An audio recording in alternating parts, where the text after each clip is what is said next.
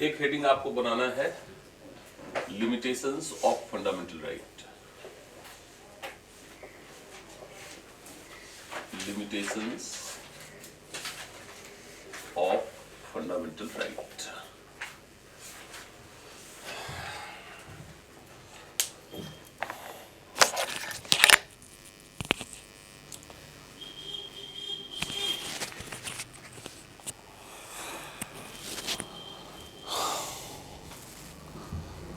Limitations of fundamental rights, मौलिक अधिकारों की सीमाएं क्या है? मौलिक अधिकारों की सीमाएं क्या है?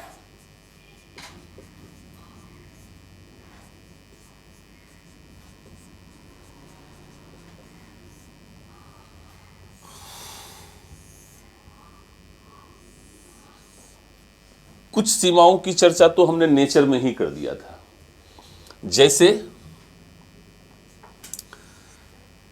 इसे निलंबित किया जा सकता है,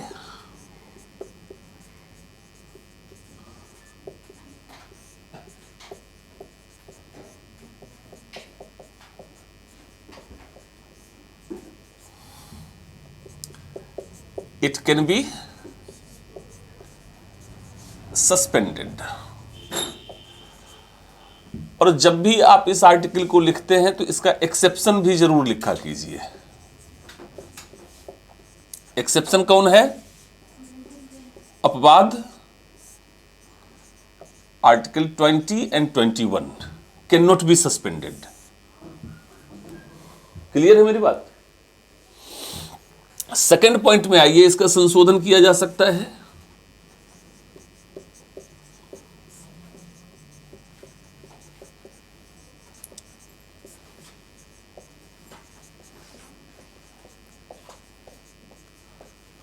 It can be amended,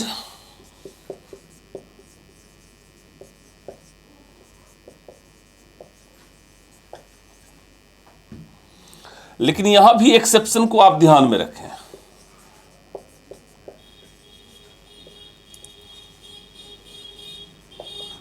basic structure, अपवाद इसका क्या होगा? वे मौलिक अधिकार जो मूलभूत ढांचे से संबंधित होंगे, उसका संशोधन नहीं किया जा सकता।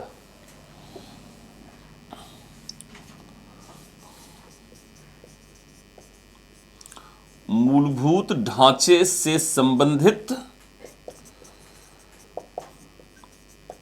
मौलिक अधिकारों का संशोधन नहीं किया जा सकता।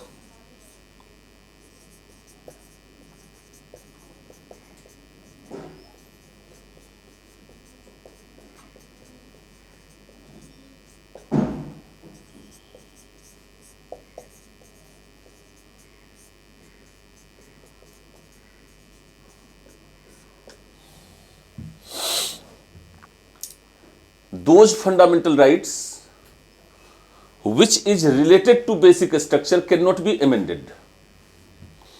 थर्ड पॉइंट पर आते हैं, आर्टिकल 22।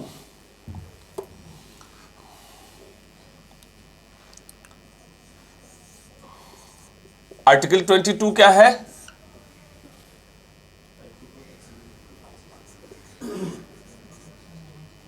प्रिवेंटिव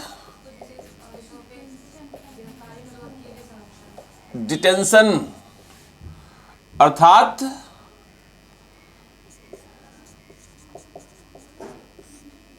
निवारक निरोध कानून। ये मौलिक अधिकार की सीमाएं होंगी, आपने पढ़ा हुआ है।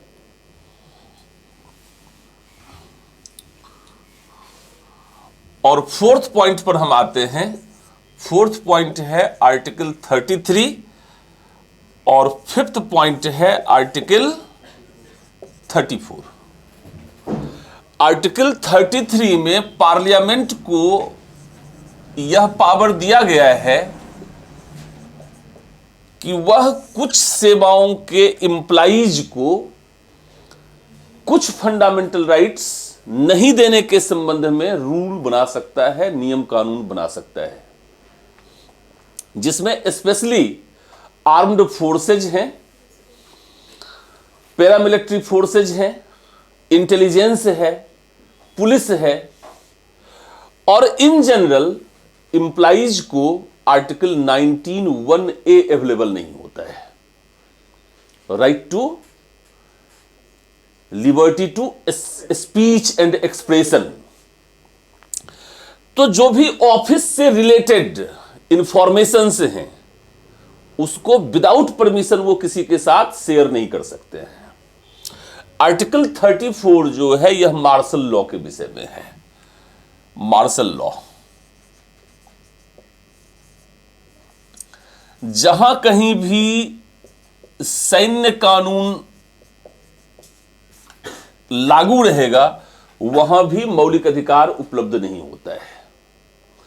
किसी भी क्षेत्र में यदि मार्शल लॉ लगा हुआ है तो वहां पर फंडामेंटल राइट सस्पेंडेड होता है। आर्टिकल 33 में पार्लियामेंट को पावर दिया गया है, संसद को यह शक्ति दी गई है कि वह कुछ सेवाओं के सदस्यों को मौलिक अधिकार उपलब्ध नहीं कराने के संबंध में रूल बना सकता है। और आर्टिकल 34 मार्शल लॉ के विषय में है। इतनी बातें क्लियर हैं।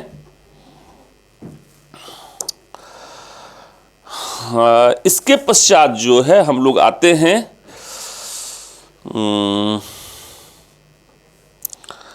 मौलिक अधिकारों की व्याख्या सर्वोच्च न्यायालय के द्वारा, एक हेडिंग बनाते हैं।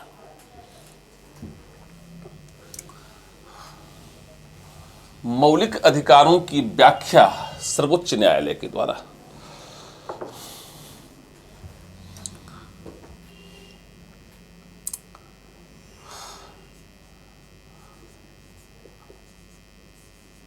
Interpretations of supreme court on fundamental rights.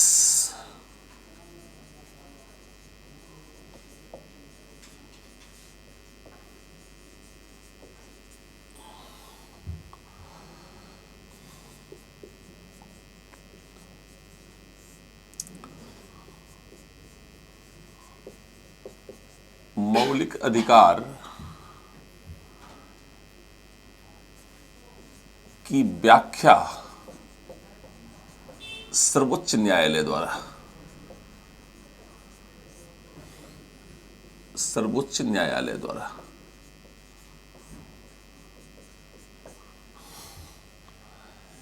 या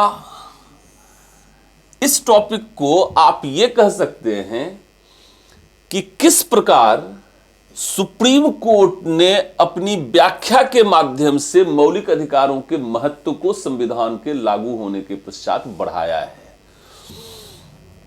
how supreme court, how the interpretations of supreme court, how the interpretations of supreme court increased the importance of fundamental rights after commencement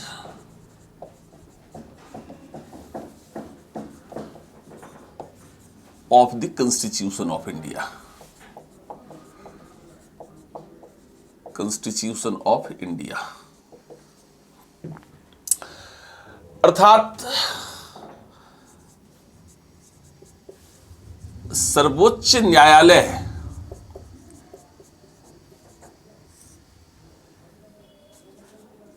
के निर्वचनों ने, निर्वचनों का मतलब व्याख्या से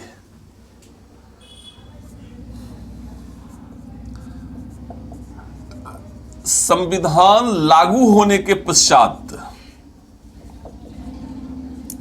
लागू होने के पश्चात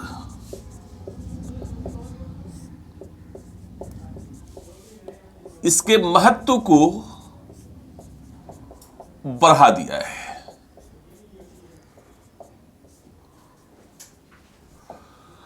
अर्थात सर्वोच्च न्यायालय ने किस प्रकार अपने निर्वचनों अर्थात व्याख्या के माध्यम से संविधान लागू होने के पश्चात इसके महत्व को बढ़ाया है।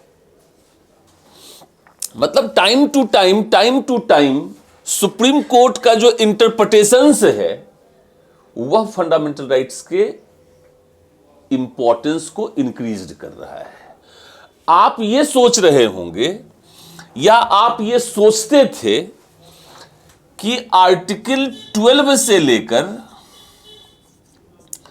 आर्टिकल 35 के बीच में जो फंडामेंटल राइट्स मेंशन किया गया है यह स्टैटिक है, यह अस्थैतिक है। आपसे यदि पूछा जाए कि कितने तरह के फंडामेंटल राइट्स दिए गए हैं तो आप कहोगे right to equality 14 to 18, right to liberty 19 to 22, 23, 24 right against exploitation, 25 to 28 religious liberty, 29, 30 cultural protection, 32 right to constitutional remedies.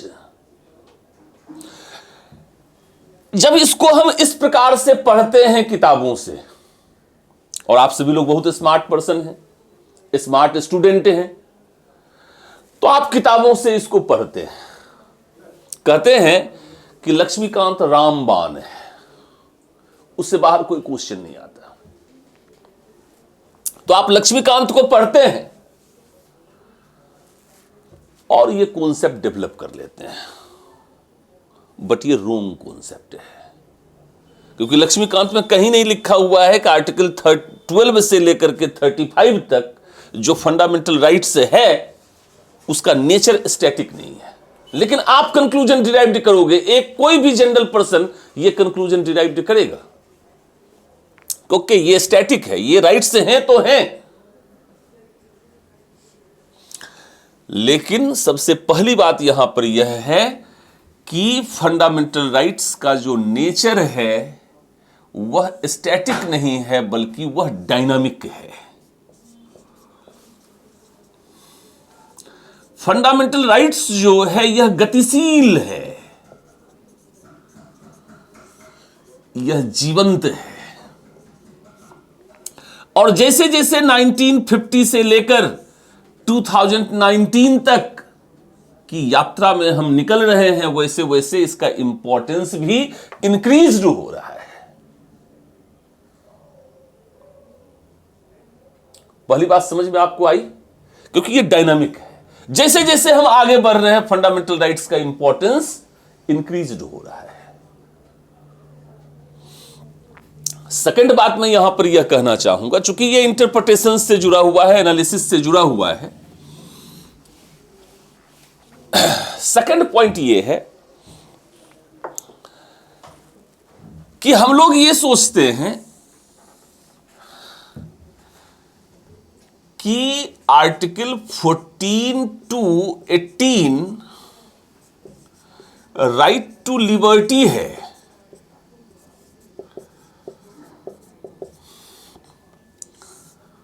मतलब ये समानता का अधिकार है, सेपरेट है।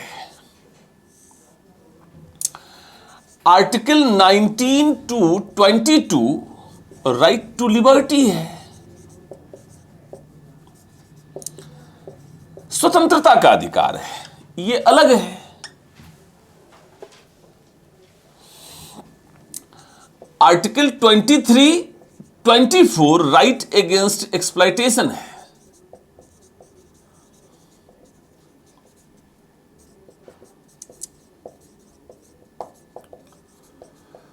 अर्थात शोषण के विरुद्ध अधिकार है। आर्टिकल 25 to 28 रिलीजियस लिबर्टी है, धार्मिक स्वतंत्रता का अधिकार है। आर्टिकल 29, 30 कल्चरल प्रोटेक्शन का राइट देता है, सांस्कृतिक सुरक्षा का अधिकार देता है। और article 32 constitutional remedy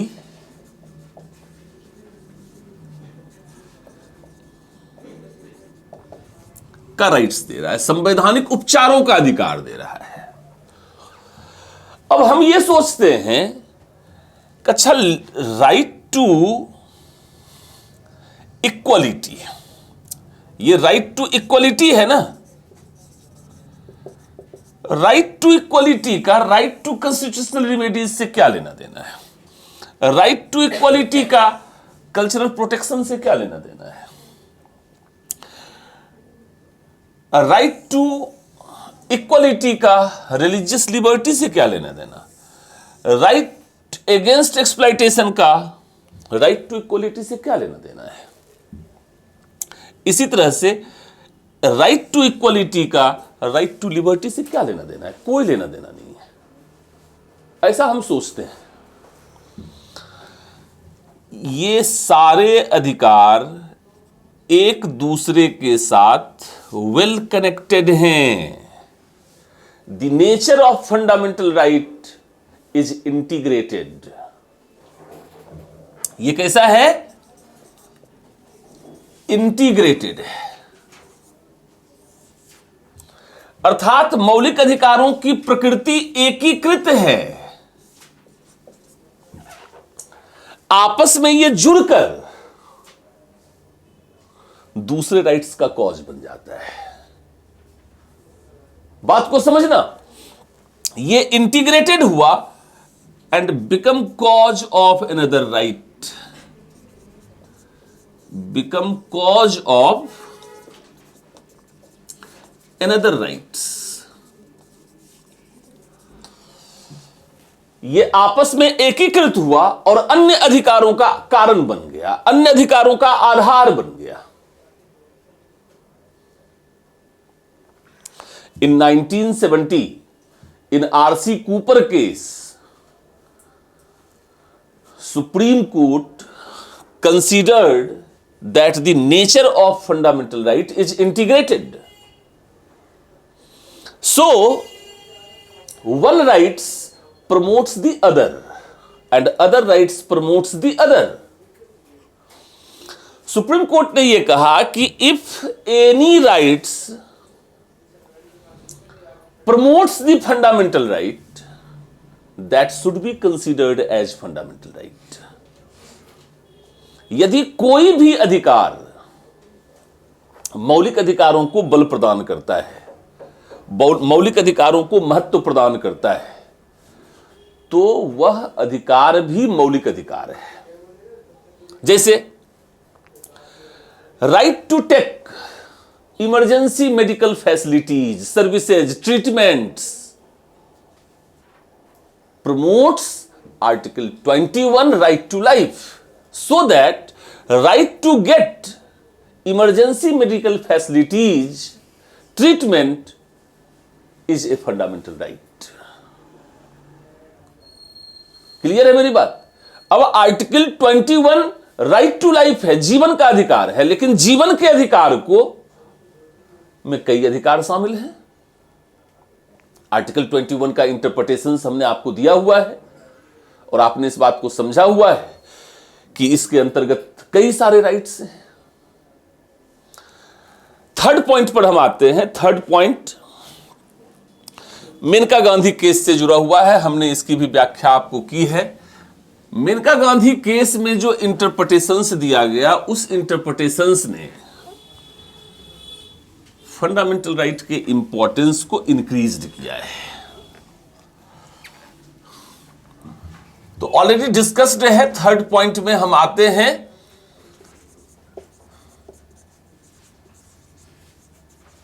Maneka Gandhi case 1978,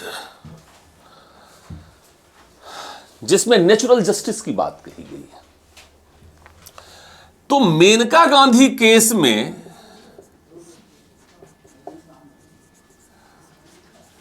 प्राकृतिक न्याय की जो बात की गई है,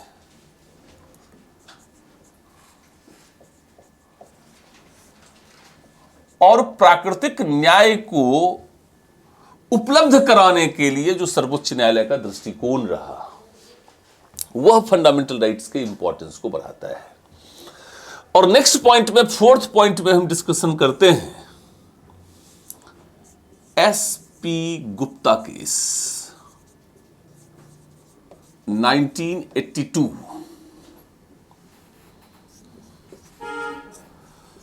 एसपी गुप्ता केस 1982 PIL या SIL की एक नवीनतम अवधारणा को प्रस्तुत करता है, पब्लिक इंटरेस्ट लिटिगेशन या सोशल इंटरेस्ट लिटिगेशन, अर्थात जनहित या सामाजिक हित याचिका।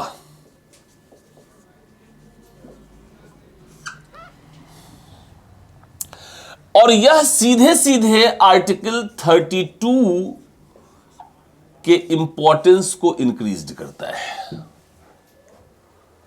जनहित याचिका की नवीन संकल्पना ने या सामाजिक हित याचिका की नवीन संकल्पना ने आर्टिकल 32 के स्कोप को काफी वाइड कर दिया।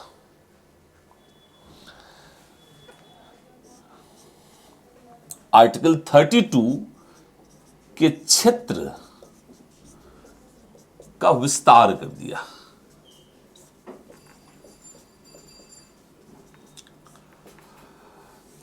संपूर्ण न्याय की जो हमारी संकल्पना थी, उस संपूर्ण न्याय की संकल्पना को ही उसमें क्रांतिकारी परिवर्तन ला दिया, आमूलचूल परिवर्तन ला दिया। और न्याय के अंतर्गत भी प्रतिनिधित्व की अवधारणा का समावेश कर दिया और न्याय को हमारे डोर स्टेप पर अवेलेबल करवा दिया। अब पीड़ित पक्ष ही नहीं बल्कि पीड़ित पक्ष के बिहाफ पर कोई भी व्यक्ति न्याय की मांग कर सकता है।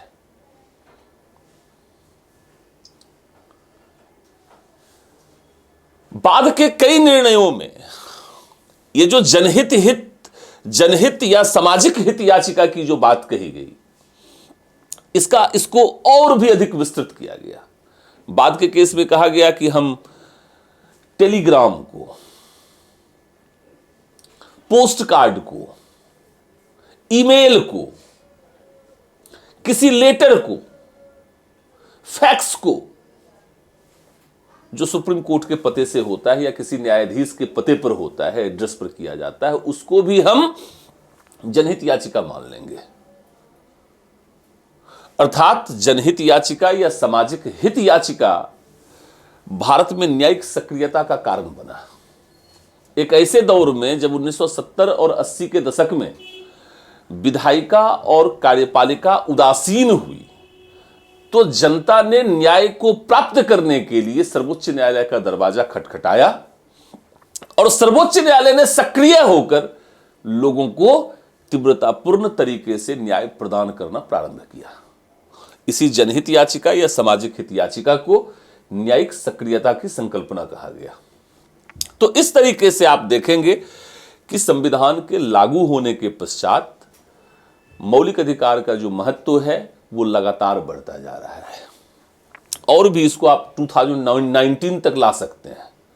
डिफरेंट जो केस हैं, उस केस में सर्वोच्च न्यायालय का जो दृष्टिकोण रहा वह व्यक्ति के अधिकारों को सुरक्षित करने का दृष्टिकोण रहा।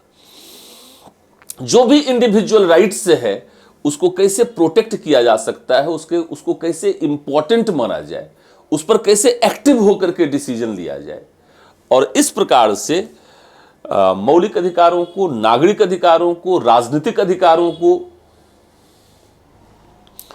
एक तरह का टूल बनाया गया न्यायपालिका के द्वारा, और उस टूल के माध्यम से लोगों को न्याय प्रदान करने का प्रयास किया गया है। तो एक तो आज जो है ये आपने समझा होगा। इसके बाद थोड़ी सी बातचीत हम लोग यहीं पर करेंगे, चूंकि पिछले क्लास में हम लोगों ने बातचीत किया था आर्टिकल 32 और आर्टिकल 226 की, तो इसकी तुलना मैं थोड़ा आज कर दूं।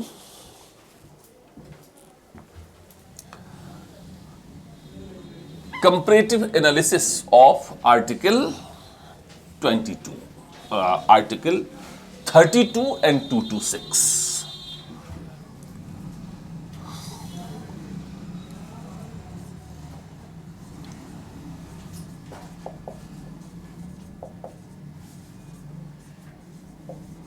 Analysis of Article 32 and Article 226.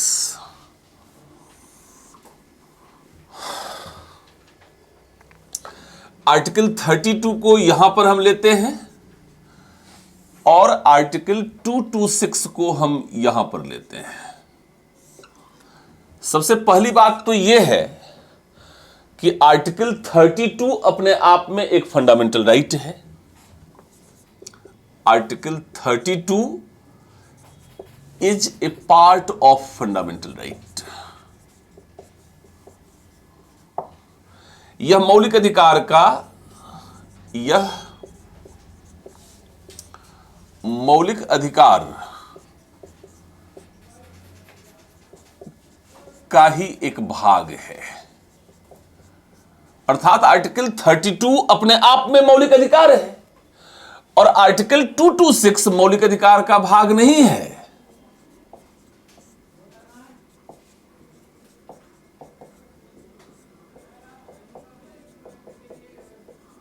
It is not part of fundamental right.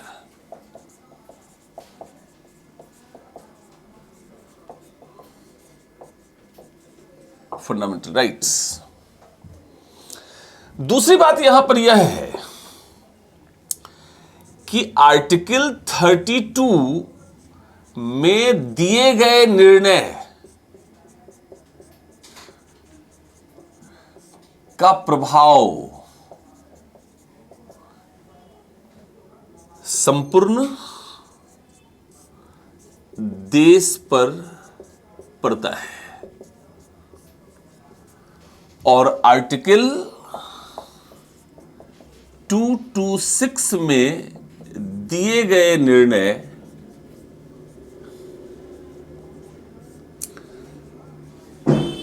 सिर्फ उस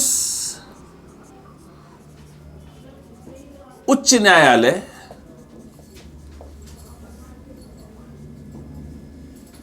के क्षेत्राधिकार अथवा राज्य से ही जुड़ा हुआ है। इस संदर्भ में हम देखेंगे तो सर्वोच्च न्यायालय के पास जो अधिकारिता है उसका स्कोप अधिक ज्यादा बड़ा है। मतलब ये कि आर्टिकल 32 के अंतर्गत जो भी डिसीजंस दिया गया उसका इंपैक्ट पूरे कंट्री पर है, लेकिन आर्टिकल 226 में जो डिसीजन दिया गया उसका इंपैक्ट सिर्फ उस स्टेट में है, क्योंकि उसका एक अपना जुरिस्डिक्शन है और इसका जुरिस्डिक्शन पूरा देश है। दूसरे तरीके में हम देखेंगे आर्टिकल 32 के अंतर्गत सुप्रीम कोर्ट सिर्फ मौलिक अधिकारों को लागू करने के लिए, मौलिक अधिकारों को लागू कराने के लिए ही रिट जारी कर सकता है।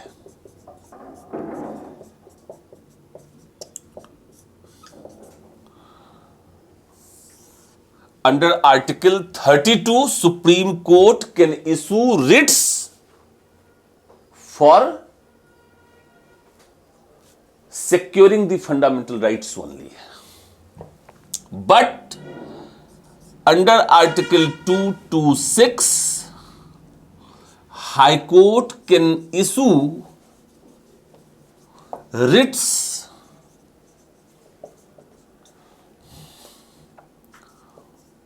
For providing securing fundamental rights and any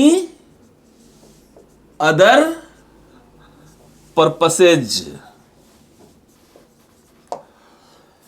अर्थात अनुच्छेद 226 के अंतर्गत हाईकोर्ट मौलिक अधिकारों को लागू कराने के साथ साथ किसी अन्य उद्देश्य से भी रिट जारी कर सकता है। अर्थात इसके आधार पर देखेंगे तो हाईकोर्ट की अधिकारिता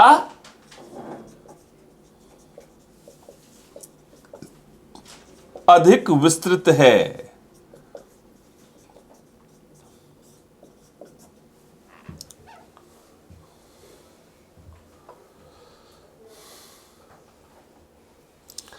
सुप्रीम कोर्ट की अधिकारिता की तुलना में हाईकोर्ट की अधिकारिता का अधिक विस्तार है। इस तरीके से आप आर्टिकल 32 और आर्टिकल 226 को कंपेयर भी कर सकते हैं। क्लियर है मेरी बात? इसके बाद हम लोग आते हैं लास्ट पॉइंट पर आते हैं। एक और भी बात को ध्यान में रखिएगा।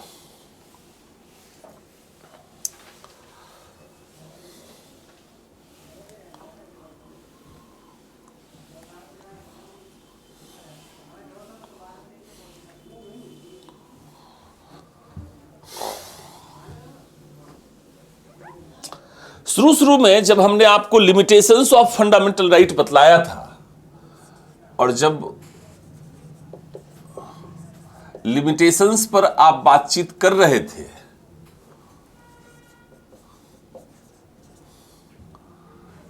तो कुछ और पॉइंट को भी साथ में रखिएगा।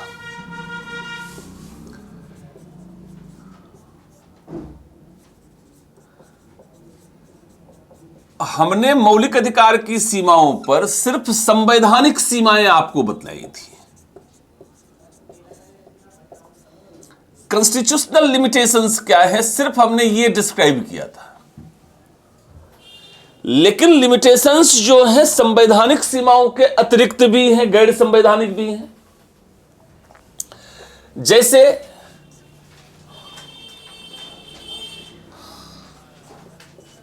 गैर संवैधानिक सीमाएं क्या हैं?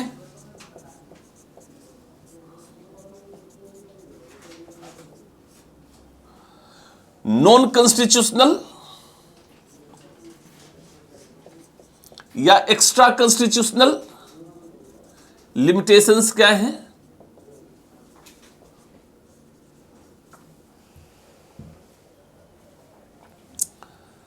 तो इलिटरेसी,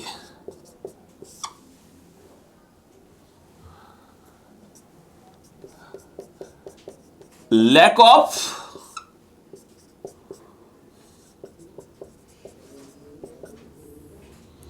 अवेयरनेस, अशिक्षा, जागरूकता का अभाव,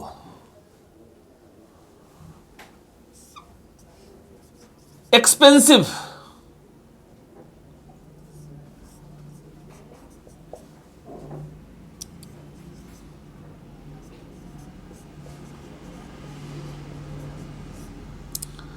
खर्चीला न्याय प्रक्रिया,